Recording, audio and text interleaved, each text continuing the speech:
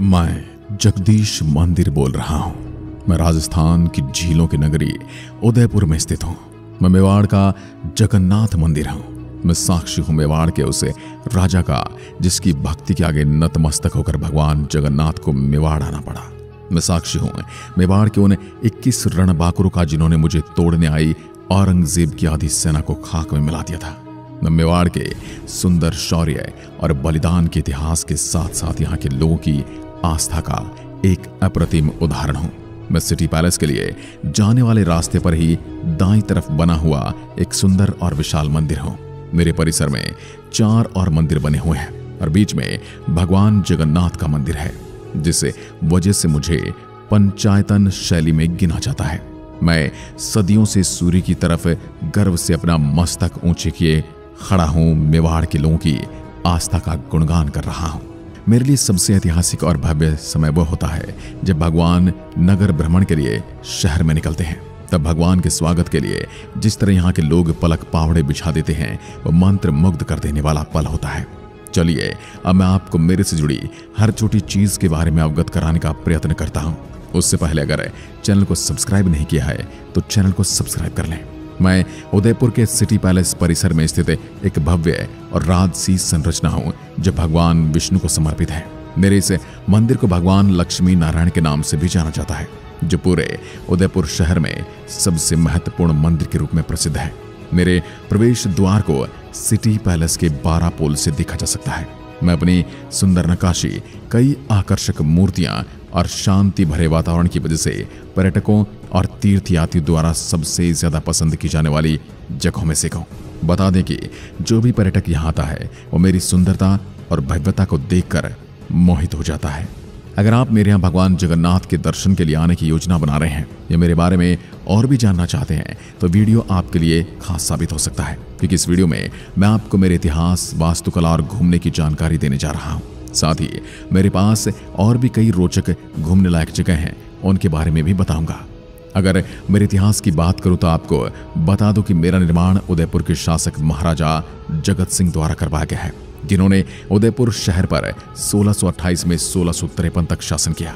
मेरे निर्माण के पीछे भी एक कहानी है कि राजा जगत सिंह ने पैदल भगवान जगन्नाथ की यात्रा की थी। वो भगवान जगन्नाथ के बहुत बड़े भक्त थे और एक दिन उनके सपने में भगवान जगन्नाथ ने उनको दर्शन दिए।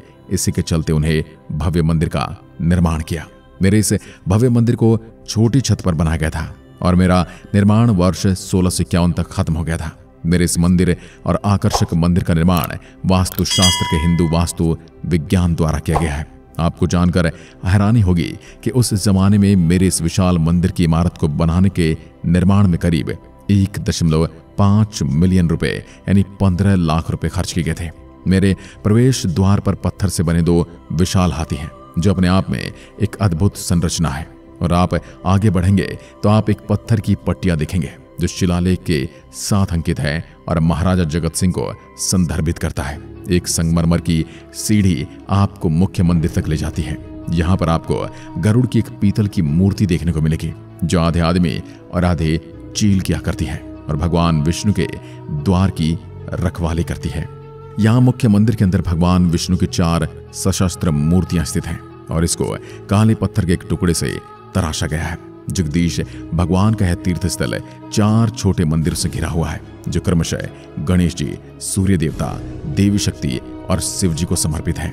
मेरे इस मंदिर के पास का और इसके अंदर का वातावरण पूरी तरह से शांति से भरा हुआ है, जो यहाँ आने वाले पर्यटकों को एक खास अनुभव करवाता है। आप जब भी मेरे यहाँ आएंगे आपको किसी भी मौसम में एक ताजगी का अनुभव होगा। आपको चिलचिलाती गर्मी में भी एक ठंडक का अनुभव होगा। और मैं एक 3 मंजिला वास्तुशिल्प चमत्कार हूँ। मेरी सुंदरता से सजी छत, जटिल नक्काशीदार स्तंभ और बड़े हवादार हाल मुझे बेहद आकर्षक बनाते हैं। मैं हिंदू आइकॉनोग्राफी के सबसे सुंदर उदाहरणों में से एक हूँ जो भारत में देखा जा सकता है। मेरी संरचना के हाथ से नक्काशीदार पत्थर के 3 स्तर हैं। मुख्य मंदिर का शिखर लगभग 79 फीट की ऊंचाई पर है और यह घुड़सवारों, हाथियों और संगीतकारों की मूर्तियों से सजा हुआ है। मेरे मुख्य मंदिर के अंदर भगवान विष्णु की अद्भुत 4 भुजाओं वाली प्रतिमा विराजमान है। इसको काले पत्थर के एक टुकड़े से घेरा गया है।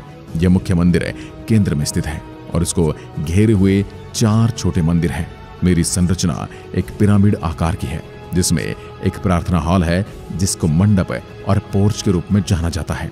मेरी पहली और दूसरी मंजिल पर दोनों में 50-50 जटिल नक्काशीदार खंभे हैं। मुझे नगर शैली की पंचायतन शैली में बनाया गया है। मुझे बनाने का श्रेय प्रसिद्ध वास्तुकार अर्जुन, भाणा और मुकुंद को जाता है। मेरे यहाँ जो प्रशस्ति लगी हुई है जिसे कृष्ण भट्ट द्वारा लिखा गया है, और इस पर किसी राजा की प्रशंसा नहीं बल्कि हल्दी घाटी युद्ध का सुंदर वर्णन किया गया है। और हल्दी घाटी युद्ध के बारे में तो क्या ही बताऊं, आप सभी उससे भली भांति परिचित हैं। अगर आप मेरी यात्रा करने की योजना बना रहे हैं तो बता दें कि उदयपुर घूमने के लिए सबसे अच्छा समय अक्टूबर से मार्च तक का होता है। सर्दियों का मौसम इस शहर की यात्रा को आपके लिए यादगार बना सकता है। गर्मियों के मौसम में यहाँ जाने से बचें, क्योंकि राजस्थान एक रेगिस्तानी राज्य है, जिसकी वजह से गर्मियों में यहाँ का तापमान 40 डिग्री से ऊपर चला जाता है। लेकिन आपको बता दूं, आपको यहाँ रेत देखने को नहीं मिलेगी। उदयपुर अरावली पहाड़ियों की तलहटी में बसा हुआ है, और अगर आप ये सोचकर आ रहे हैं कि आपको यहाँ रेत के धोरे देखने को मिलेंगे तो यहाँ नहीं मिलेंगे। हाँ, उसके अलावा बहुत कुछ देखने को मिलेगा जिसके बारे में आगे आपको बताने वाला हूँ। आप जैसे ही मेरे आएंगे, आपको आते समय रास्ते ही गुलाब बाग देखने को मिलेगा। गुलाब बाग उदयपुर का सबसे बड़ा बाग है, जिसे गुलाब बाग कहा जाता है। पहले बगीचे के भीतर मिनी चिड़ियाघर गुलाब के बगीचों से थोड़ी दूर था। इस चिड़ियाघर में बहुत कम संख्या में जानवरों की प्रजातियां पाई जाती थी, जिनमें चौड़ी आंखों वाले उल्लू भी शामिल थे, जिनको बाद में सज्जनगढ़ बायोलॉजिकल पार्क में स्थानांतरित कर दिया गया है। अभी यहाँ सिर्फ पक्षी हैं और आसपास के क्षेत्रों में घूमने के लिए पर्याप्त जगह है, जैसे टॉय ट्रेन जो बच्चों और वयस्कों के लिए खुली है। एक विशाल कृत्रिम जल निकाय है जिसे कमल तलाई कहा जाता है, जो कि बगीचे की ओर बढ़ाता है। मेरे सबसे पास और मेरे यहीं से आपको सिटी पैलेस दिख जाएगा। यह राजस्थान का सबसे बड़ा शाही महल है। इस शानदार महल का निर्माण वर्ष 1559 में महाराणा उदय सिंह ने करवाया था। इसके बाद महल को उनके उत्तराधिकारियों द्वारा और शानदार बना दिया गया, जिन्होंने इसमें कई संरचनाएं जोड़ी।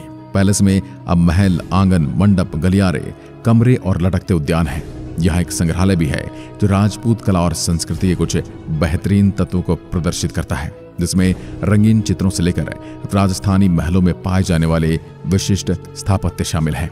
गाइड और ऑक्टोपसी जैसी कई फिल्में यहाँ शूट की गई हैं। स्थापत्य प्रतिभा और समुद्र विरासत का एक सौम्य संगम उदयपुर का सिटी पैलेस इतिहास के पन्नों के नीचे एक अद्भुत यात्रा है। सिटी पैलेस लोगों के लिए सुबह 9:30 से शाम 5:30 बजे तक खुला रहता है। प्रति व्यक्ति एंट्री फीस 300 रुपए और बच्चों के लिए 100 रुपए रखी गई है। अमराईरा घाट को मांझी घाट भी कहा जाता है, जो पिछोला झील के पास में स्थित है। ये घाट, जिसे पहले मांझी घाट के रूप में संदर्भित किया गया था, अमराई घाट ने निश्चित रूप से युवा पीढ़ी के दिलों में कब्जा कर लिया है। अमराई घाट एक सुखद अनुभव का प्रवेश द्वार है, जो उदयपुर में ओल्ड सिटी कहे जाने वाले क्षेत्र की पुरानी सड़कों से गुजरता है। हर कोई इस तथ्य से अवगत है कि अमराई उदयपुरियों के सबसे प्रिय स्थानों में से एक है। अमराई घाट को अच्छी तरह से बनाए रखा गया है। उदयपुर के नगर परिषद द्वारा संगमरमर की सीमाएं स्थापित की गई हैं और विश्राम के लिए विस्तृत सीटें घाट पर उपलब्ध हैं। पिछोला झील के पानी से सूरज उगता है। घाट स्थानीय लोगों से भरा होता है जो तैरने के शौकीन होते हैं। ये जगह कम भीड़ भाड़ वाली रहती है, लेकिन जैसे जैसे सूरज ढलता जाता है वैसे वैसे जगह युवाओं के साथ भीड़ आती जाती है। यह उन स्थानों में से एक है जहां जोड़े हैंगआउट करना पसंद करते हैं। प्री वेडिंग शूट सहित विभिन्न फोटो शूट करने के लिए भी एक सुंदर स्थान है। इस घाट को हनुमान घाट के नाम से भी जाना जाता है। गणगौर घाट, गणगौर घाट को उदयपुर के प्रमुख घाटों में से एक माना जाता है। ये बागोर की हवेली के पास पुराने शहर में पिछोला झील के तट पर स्थित है। मैं आपको उस स्थान तक पहुंचाने के लिए दोपहिया वाहन लेने या पैदल चलने की सलाह देता हूं, क्योंकि पुराने शहर की सड़कें थोड़ी भीड़ भाड़ वाली हैं और आपके 4 पहिया वाहन के कारण वहां परेशानी खड़ी हो सकती है। या फोटो खींचने वाले सभी शौकीन लोगों के लिए एक बेहतरीन स्थान है, क्योंकि कोई भी पुराने शहर की सुंदरता को एक फ्रेम में कैद कर सकता है। साथ ही घाट से सूर्यास्त और सूर्योदय भी स्वर्गीय होता है। घाट पर बैठने की कोई उचित व्यवस्था नहीं है, लेकिन कोई भी घाट पर स्थापित सीढ़ियों पर खुद को आरामदायक बना सकता है और आपको पानी तक ले जाती हैं ये सीढ़ियां। इसके अलावा सुबह के समय घाट पर थोड़ी भीड़ भी हो सकती है, क्योंकि स्थानीय लोग झील में नहाते हैं। यात्रा का अनुशंसित समय सूर्यास्त के समय और बाद में रात में है। गणगौर महोत्सव और जल झूलनी एकादशी जैसे त्योहारों पर यहाँ घाट पर काफी भीड़ रहती है। इसके अलावा ये घाट नवरात्रि और गणेश चतुर्थी जैसे अन्य त्योहारों में भी महत्वपूर्ण भूमिका निभाता है। आप ये जवानी है दीवानी और रामलीला जैसी फिल्मों में घाट की झलक देख सकते हैं।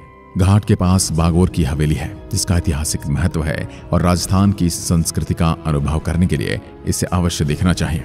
बागोर की हवेली को 18वीं शताब्दी में निर्मित किया गया था। 100 से अधिक कमरों के साथ महल में कांच का काम किया गया है।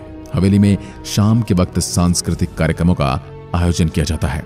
हवेली सुबह 11 बजे से रात 8 बजे तक पर्यटकों के लिए खुली रहती है। भारतीयों के लिए 60 और विदेशियों के लिए एंट्री फीस 100 रुपए है। आप मेरे आसपास शॉपिंग करना चाहते हैं तो वो भी कर सकते हैं, क्योंकि मैं पुराने शहर के बीचों बीच स्थित हूँ, तो आपको यहाँ पुराने उदयपुर की झलक भी देखने को मिलेगी। मेरे यहाँ के बाजार पारंपरिक कला और शिल्प कार्यों के लिए प्रसिद्ध हैं। यहाँ प्योर लेदर की चीजों के अलावा सुंदर पारंपरिक आभूषण, रंगीन टाई और डाई कपड़े मिलते हैं। यहाँ पर्यटकों के लिए उदयपुर में खरीदारी करने के लिए एक उपयुक्त स्थान है। अब घूमने फिरने के बाद बात कर लेते हैं मेरे यहाँ स्थानीय भोजन के बारे में। उदयपुर राजस्थान राज्य का एक ऐसा पर्यटन शहर है जहां पर आप कई तरह के स्वादिष्ट व्यंजनों का स्वाद ले सकते हैं। अगर आप उदयपुर जा रहे हैं तो आपकी यात्रा यहाँ के व्यंजनों को शामिल किए बिना पूरी नहीं होगी। यहाँ के प्रसिद्ध होटल में दाल बाटी चूरमा और गट्टे की सब्जी का स्वाद हर किसी को पसंद आता है। यहाँ के होटल को राजस्थानी भोजन बनाने की कला में महारत हासिल है। इसके अलावा चाट सेंटर पर आप विभिन्न प्रकार के कचौरी चाट का स्वाद ले सकते हैं, जो शहर की विशिष्टताओं में से एक है। अब बात करते हैं कि आप मेरे तक कैसे पहुंच सकते हैं। मैं सिटी पैलेस परिसर के अंदर स्थित हूं, जो उदयपुर शहर के केंद्र में स्थित है। इसलिए यहाँ आप हवाई अड्डे और रेलवे स्टेशन सहित शहर के सभी प्रमुख हिस्सों में बस, ऑटो, अन्य सड़क परिवहन की मदद से पहुंच सकते हैं। अगर आप उदयपुर हवाई जहाज से आना चाहते हैं तो आपको बता दूं कि मेरा निकटतम हवाई अड्डा महाराणा प्रताप हवाई अड्डा है, जो शहर के केंद्र से लगभग 20 किलोमीटर दूर स्थित है। यह हवाई अड्डा दिल्ली, मुंबई, जयपुर और कोलकाता जैसे शहरों सहित भारत के सभी प्रमुख शहरों से हवाई मार्ग से जुड़ा हुआ है। इस हवाई अड्डे पर पहुंचने के बाद अब आप कैब किराए पर ले सकते हैं, ये प्रीपेड टैक्सी बुक कर सकते हैं और हवाई अड्डे से उदयपुर शहर आसानी से पहुंच सकते हैं। उदयपुर की यात्रा सड़क मार्ग से करना और भी अच्छा साबित हो सकता है, क्योंकि शहर बहुत अच्छी तरह रोड नेटवर्क द्वारा अच्छी तरह से जुड़ा है। बस से यात्रा करने के लिए भी आपके सामने कई विकल्प होते हैं। आप डिलक्स बसें, वातानुकूलित कोच और राज्य द्वारा संचालित बसों के माध्यम से उदयपुर की यात्रा कर सकते हैं। उदयपुर रेल के विशाल नेटवर्क पर स्थित है, जो इसे भारत के प्रमुख शहरों जैसे जयपुर, दिल्ली, कोलकाता, इंदौर, मुंबई और कोटा से जोड़ता है। उदयपुर के लिए कई ट्रेन प्रतिदिन चलती हैं। जब आप स्टेशन पहुंच जाते हैं तो आप एक टैक्सी या एक ऑटो रिक्शा किराए पर ले सकते हैं और शहर की यात्रा कर सकते हैं। आपको वीडियो कैसा लगा हमें कमेंट करके जरूर बताएं। साथ ही वीडियो पसंद आया तो आपको अपने दोस्तों और रिश्तेदारों के साथ भी इसे साझा करना चाहिए। एक बार फिर मिलते हैं, तब तक के लिए नमस्कार, जय हिंद, जय भारत, धन्यवाद।